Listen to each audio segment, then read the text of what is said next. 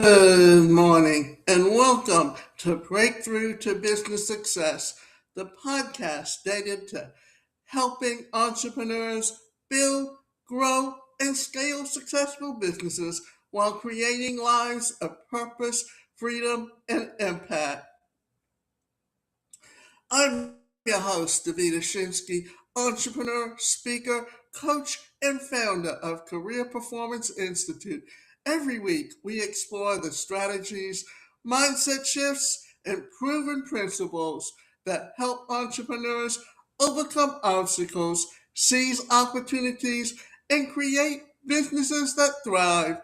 Today's episode is one that every entrepreneur, whether you're just starting or have been in business for years, needs to hear. We're talking about the entrepreneurial mindset, thinking like a business owner. One of the biggest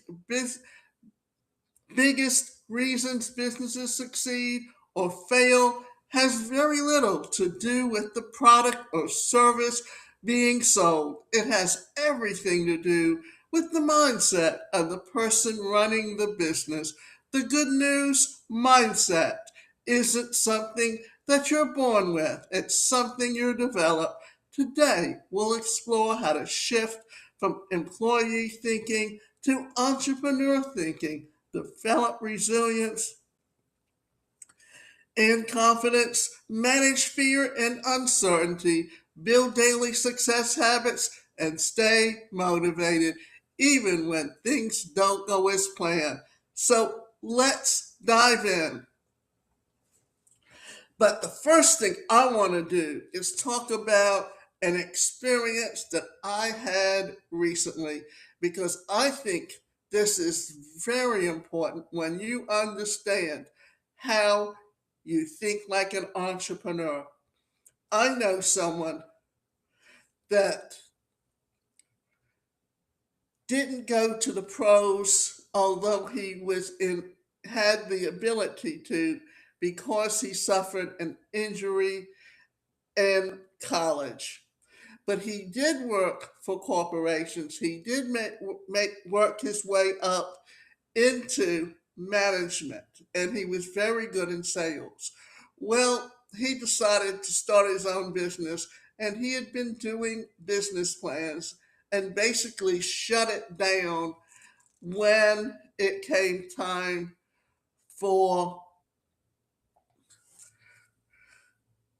COVID to hit.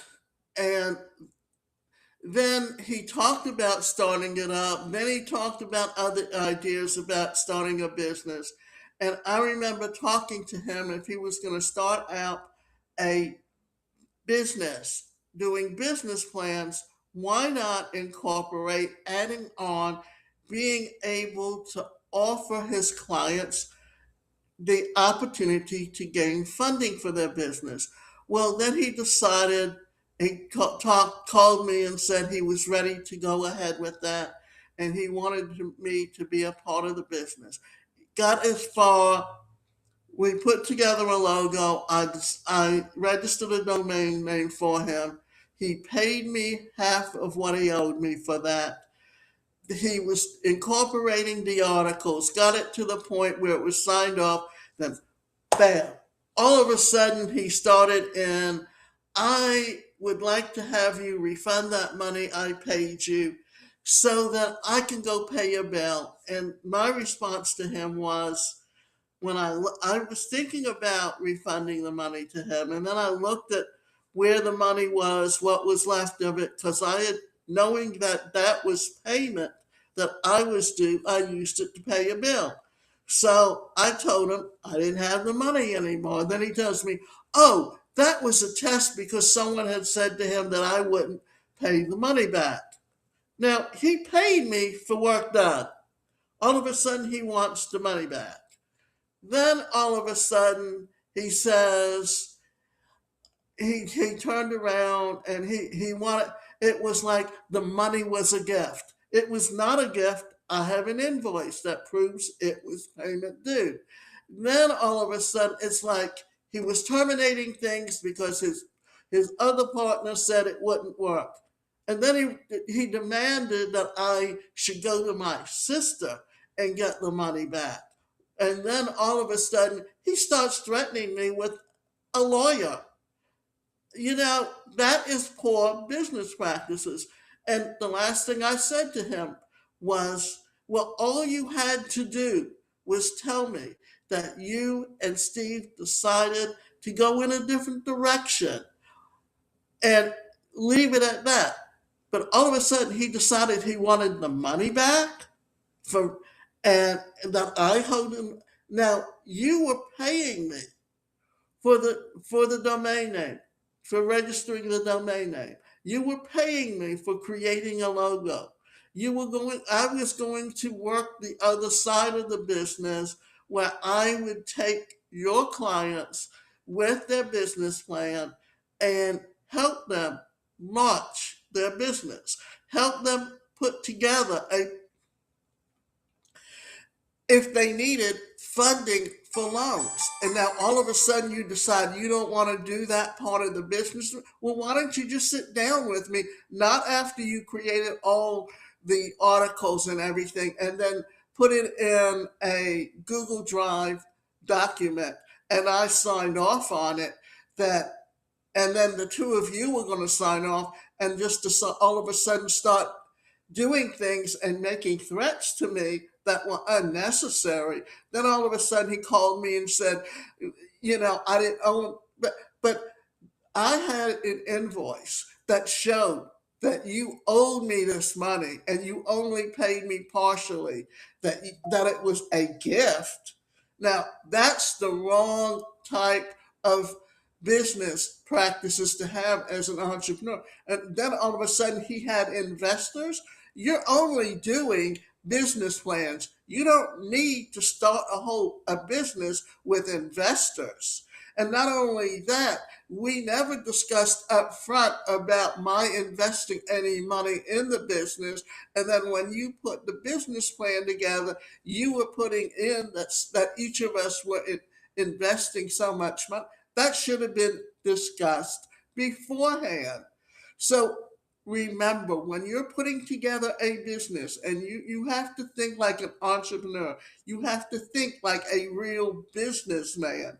Yes, he's been in business. He's worked for other people. He didn't have to make those types of decisions before. Even when he was doing business plans before, he didn't have he wasn't dealing with partners. But you need to think about those things before you even get started, because all that did was create animosity. And we've been friends for over 20 years, and all of a sudden you turned on me out of the blue, and then you were expecting me to refund money to you. That was very wrong. Anyway, let's talk about employee thinking versus entrepreneur thinking. One of the hardest transitions for new business owners is changing how they think. As an employee, we're taught to follow instructions, wait for approval, focus on our assigned task, trade time for a paycheck, avoid risk. Entrepreneurs think differently. Business owners ask, how can I create value? What problem can I solve? How can I improve this? How do I create systems instead of just doing tasks? How can I generate opportunities instead of waiting for them? Example, here are two people, two different mindsets. Imagine two people lose their job on this very same day. Both have years of experience. Both have families to support. Both are worried about paying the bills. Both are uncertain about what comes next. Yet, they respond very differently. The employee says, I need to update my resume. I need to start applying for jobs. I hope someone calls me back. I wonder if a company will hire me. I hope I can find something that pays what I was making. Every step depends on someone else making a decision. They wait for a company to post an opening, review their application, invite them for an interview, and ultimately decide whether they're worthy of an opportunity. Now let's look at the entrepreneur. The entrepreneur says, what skills do I already have? What problems can I solve? What and who needs my expertise? Could I coach people? Could I consult with business? Could I create an online course? Could I start a podcast or YouTube channel? Could I write an ebook? Could I offer my services online? Instead of asking for permission, they begin looking for possibilities. They don't wait for someone else to create an opportunity. They create one themselves. Maybe they start by helping one client. That one client refers another. Soon, they're teaching workshops, speaking at events, selling digital products, or launching an online business. The difference isn't that one person is smarter than the other. The difference is how they think. The employee looks for another employer to provide security. The entrepreneur looks for ways to create value and understand that value creates income. Now, this doesn't mean entrepreneurship is easier than getting a job. Building a business takes time, learning, persistence, and hard work. There will be setbacks, uncertainty, and moments of doubt.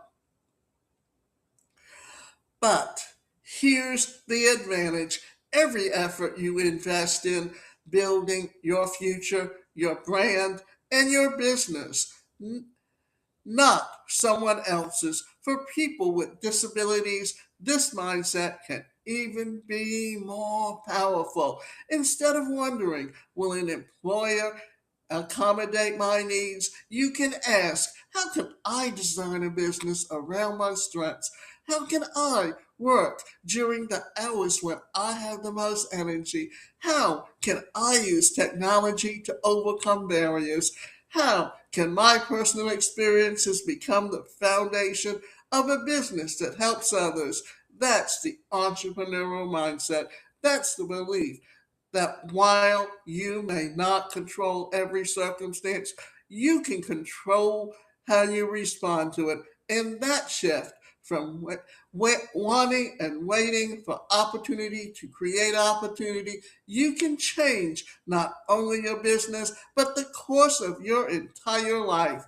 Now, let me tell you about my story. When I entered the workforce, there were few opportunities for people with disabilities. You did have the Rehabilitation Act of 1973. And because of that, I was able to get a job within the industry that I was educated for with the state. But it was a six. Initially, I went to work when I was living in New York doing welfare recertification. But you didn't see anyone unless there was a guard on the floor, and you had paperwork that you had to get finished from the day before. So, and it really did not depend on how you were educated or what your degree is.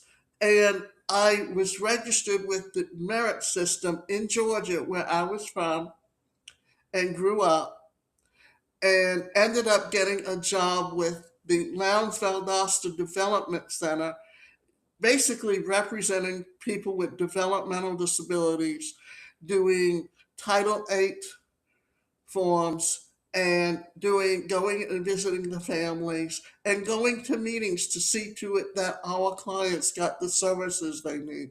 And the first 6 months was what I want to say, okay, a probationary period.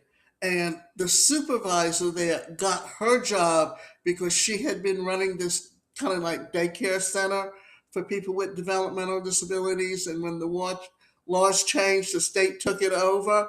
And every one of her social workers, after 6 months, were either forced out or automatically went back and onto the merit system and changed jobs to get away from her. And after the 6 month probationary period, she told me either you resign or you're going to be fired. And my attitude was, in that case, instead of depending on other people, what can I do to create a job for myself? And I knew that what I enjoyed most was standing up in front of people, giving book reports. So, and because I wanted to do group therapy with my training in psychodrama and my training in transactional analysis, running groups, because I did not have the masters in those industries, because I did not have a PhD in those industries, I could not contract with companies. But I became very active as a speaker and a trainer. And I also went to work with the, as an independent consultant with one of the, boy, I can't think of, because they changed the names. But at the time, they were the they ran the workshops for development people with developmental disabilities, or rather, they they gave it was somewhere where they got paid and they did contract work, and I was there to teach them on self advocacy, and that money depended on on the company that fundraised money for them. And when that company decided they would no longer fundraise money for them, that caused the end to my job. But what it also did was I became more of a disability rights advocate, working with other organizations on a volunteer basis and looking to become a speaker and a trainer. But mobility, I did, because I didn't have the mobility or the money to put the media kit together. I was limited. In essence, that's one of the reasons I started my podcast, basically 20 years ago, when the industry was just getting started and when it was just called internet radio, and doing what I do today. And I know most podcasts bring guests on today, and people kind of contact me thinking, but that's not my format. My format is to talk to you and help you understand about a specific topic, the best ways to help you. But what changed in my business once I was able to access the internet and build my business online, it allowed me to be far more successful, because I couldn't get into, even though I represented certain companies that had the training packages, I didn't have the funding to be able to do the marketing side of it. And that was where my downfall was in growing my business. It still is to a degree, but I'm still much, much further along. But it gives you an idea about how I developed as someone with a disability into, and my mindset of thinking as an entrepreneur, what can I do to create an income for myself? Now, let's talk about developing resilience and confidence. Every entrepreneur experiences rejection. Clients say no, marketing campaigns fail, products don't sell, plans change. The question isn't whether setbacks will happen, the question is how you'll respond. Resilient entrepreneurs understand that failure is feedback, not a final verdict. Confidence doesn't come from never failing. Confidence comes from surviving challenges and realizing you keep going. One way to build confidence is by celebrating progress instead of perfection. At the end of each day, ask yourself, what did I accomplish today? What did I learn? What's one thing I can improve tomorrow? Confidence grows through consistent action, not waiting until you feel ready. Building confidence one step at a time. One of the biggest obstacles entrepreneurs face isn't a lack of talent or opportunity, it's a lack of confidence. Many people believe confidence comes first and then they take action. In reality, it's the opposite. Action creates confidence. Think about learning to ride a bicycle. The first time you got on, you probably felt nervous. You may have wobbled, lost your balance, or even fallen a few times. If you have waited until you felt completely confident before getting on the bike, you would still be standing on the sidewalk today. Business works the same way. You don't become confident before making your first sales call, recording your first podcast, speaking on your first stage, or launching your first product. You become confident because you keep showing up and doing those things over and over again. Many entrepreneurs with disabilities struggle with confidence because they've spent years hearing what they can't do. Perhaps you've been underestimated by teachers, employers, co-workers, or even family members. Maybe you've been told to lower your expectations, play it safe, or be grateful for whatever opportunity comes your way. Now, let me tell you, early on with my business, I remember meeting someone and he said he would help me. And then I went somewhere with him to some meeting, and the next thing I knew, he told me I should just give up my dream as being an entrepreneur and I should go sit in a $5 an hour job because that was going to be the best I would ever do. So that is some of the messages that society was giving people with disabilities. These messages can slowly become part of your own thinking. That's why it's so important to intentionally replace those limiting beliefs with evidence of your progress. One of the best ways to do that is by celebrating progress instead of chasing perfection. Perfection is impossible, progress is achievable every single day. Instead of focusing on everything that's left to do, take a few minutes at the end of each day to reflect on how far you've come. Ask yourself, what did I accomplish today? What did I learn today? What one thing I can improve tomorrow? Maybe today you finally registered your business name. Maybe you created your first social media post. Maybe you reached out to a potential client. Maybe you watched a training video, attended a networking event, or spent an hour working on your business plan. These may seem like small steps, but they are building blocks of success. Every successful entrepreneur you admire started exactly where you are now, with no clients, no reputation, no perfect plan, and plenty of uncertainty. The difference is that they kept moving forward. Imagine climbing a staircase. If you only stare at the top step, it can feel overwhelming. But if you focus on taking just one step at a time, before long you'll look back and realize you're climbing farther than you ever imagined. Confidence grows with the same way. It's built on decision, one action, one lesson, and one victory at a time. Don't compare your chapter 1 to someone else's chapter 20. Compare yourself to the person you were yesterday.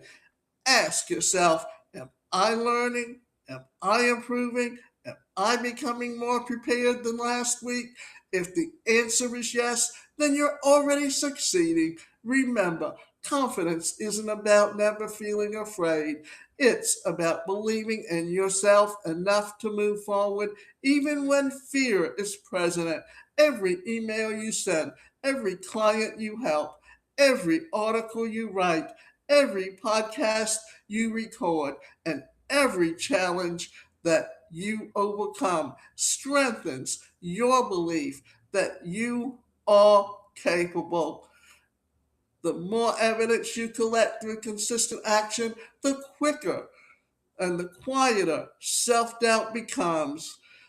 You don't wait until you feel ready. Take the next step today because confidence doesn't come before action, it grows before it. Managing fear, risk, and uncertainty. Fear is part of entrepreneurship. You may fear falling, losing money, being judged, leaving your comfort zone, not knowing enough. Here's the truth. Successful entrepreneurs don't eliminate fear, they learn to move forward despite it. Instead of asking, what if I fail? Ask, what if I succeed? Every worthwhile business invoices uncertainty. The key to taking calculated risks, not reckless ones. Research your market, create a plan, start small if needed. Then take the next step. Action is often the best antidote to fear. Replace what if I fail with what if I succeed. Fear is one of the biggest reasons people never start a business.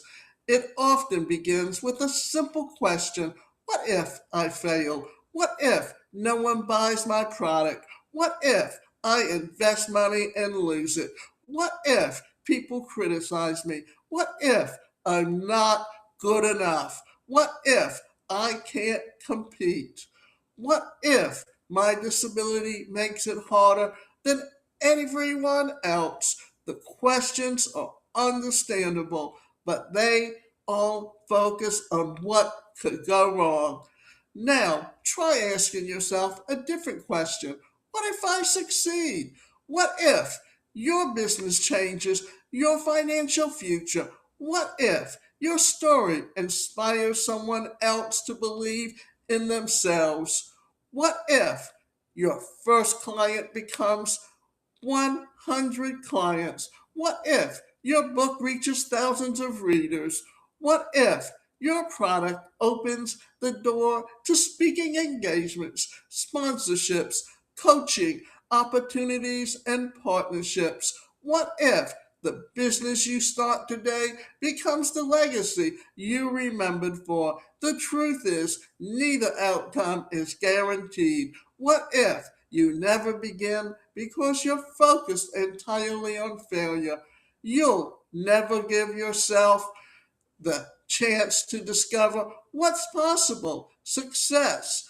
Successful entrepreneurs don't eliminate fear, they learn to move forward despite it. Every business involves risk, every worthwhile business involves uncertainty.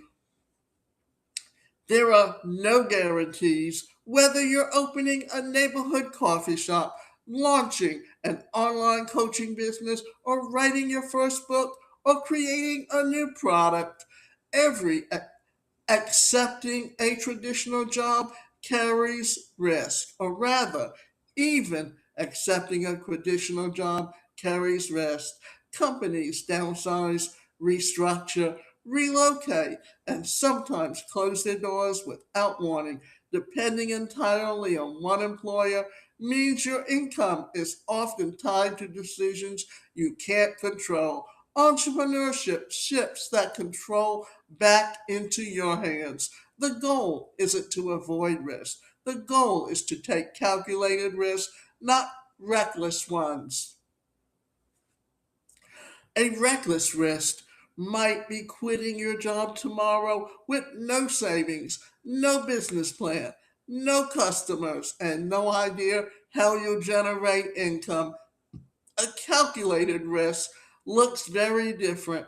You research your market. You identify a real problem people need solved. You take a talk to potential customers. You create a simple business plan. You test your idea before making a large investment. You build an emergency fund if possible. You learn from mentors who have already succeeded. You measure your progress and adjust along the way. There's no gambling. That's smart entrepreneurship. Start small, learn fast. One of the biggest misconceptions about starting a business is that everything does not happen overnight. Many successful entrepreneurs begin with a side hustle while working another job or managing other responsibilities. You don't have to launch with 10 products. Start with one. You don't need 1,000 clients. Focus on serving your first one exceptionally well. You don't need a perfect website. You need a way for people to find you and understand how you can help them. Each small success builds confidence and teaches valuable lessons that prepare you for bigger opportunities. For entrepreneurs with disabilities, the approach can be especially valuable if you're living with a disability. You may need to pace yourself around medical appointments, therapy, function, well, fluctuating energy levels, or accessibility needs. That's okay. Build a business that works with your life, not against it. Perhaps you begin by working a few hours each week. Maybe you start from home using technology and AI to increase your productivity. As your confidence, skills, and income grow, your business can grow with it. Success doesn't require you to move at someone else's pace, it requires you to keep moving. Action is the best antidote for fear. Fear grows when you stand still. The longer we wait, the more our imagination creates reasons not to act. We begin overthinking every decision. We convince ourselves we're not ready. We compare ourselves to people who have been in business for years. But something remarkable happens when you take action.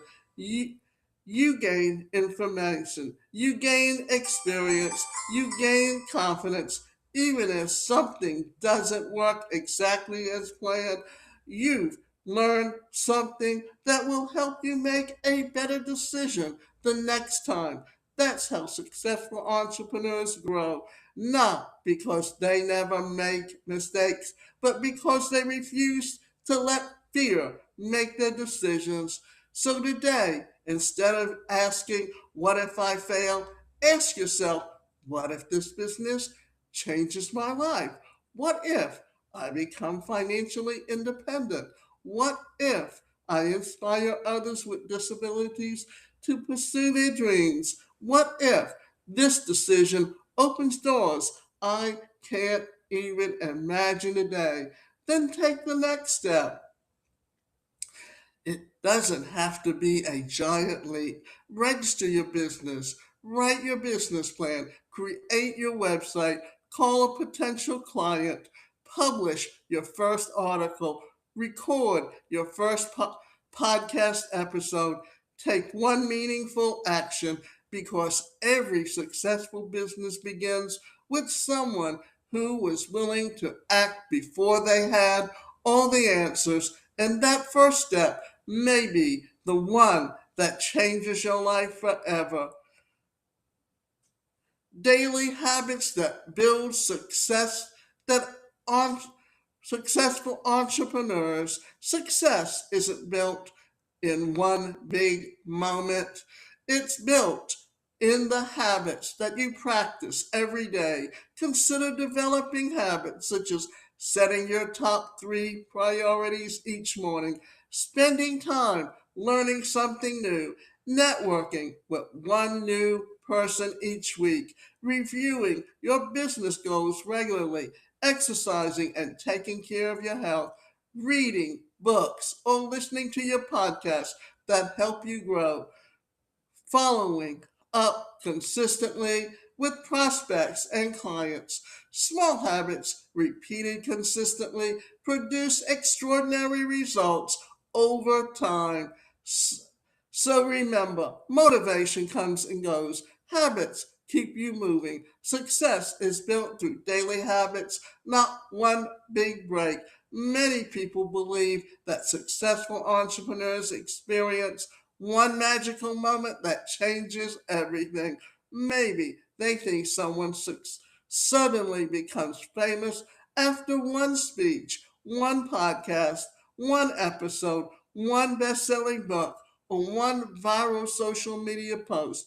What they don't see is the hundred of small actions that happen behind the scenes, the early mornings, the late night, the learning, the networking, the mistakes, the persistence. Success isn't built in one big moment, it's built in the habits you practice every day.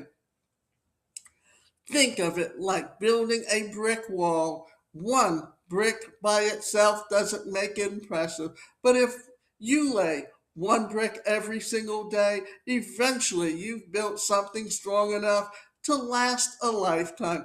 Business works the same way. The same things you don't consistently become the foundation of long term success. Here are some habits that successful entrepreneurs develop and how they look in real life. Set your top three priorities every morning. Instead of starting your day with checking social media or email, take 5 minutes to decide the three most important things you need to accomplish. Finish a proposal for a new client, record one podcast episode, contact three potential customers, even if unexpected things happen during the day. Completing three priorities means you've made meaningful progress. Spend time learning something new. The most successful entrepreneurs never stop learning. Watch a 20-minute YouTube tutorial on marketing.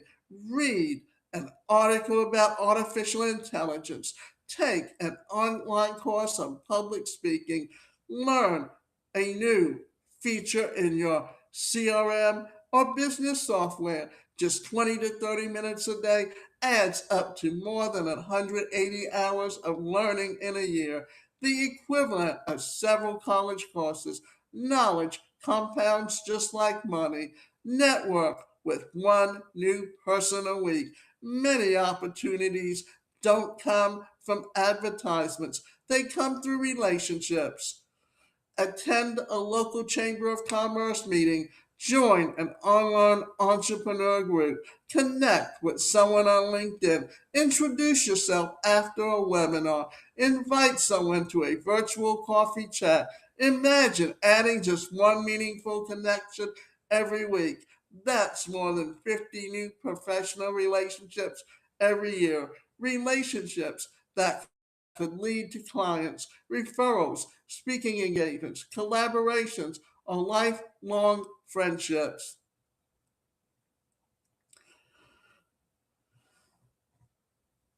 Now,